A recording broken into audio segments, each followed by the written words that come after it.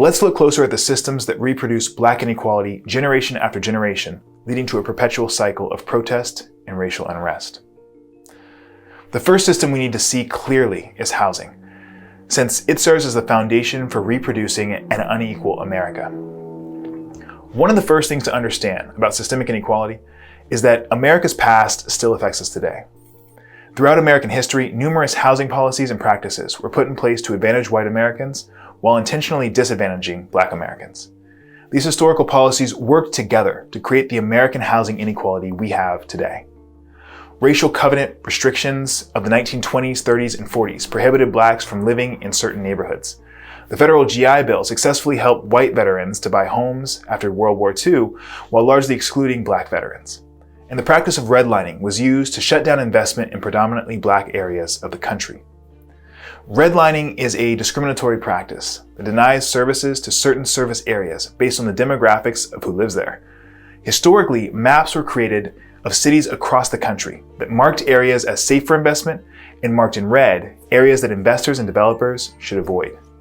Black inner-city neighborhoods were almost exclusively outlined in red, giving this process its name. These maps were used in over 200 cities across the country to deny Black residents home loans, but also student loans, credit cards, and insurance. They were used to zone for where supermarkets would be placed, helping create today's food deserts in Black communities.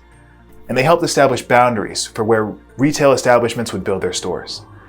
This intentional lack of investment led to an increase in segregation as whites fled from redline areas, an increase in urban decay in Black parts of town, and a devaluing of homes in Black neighborhoods that persists to this day.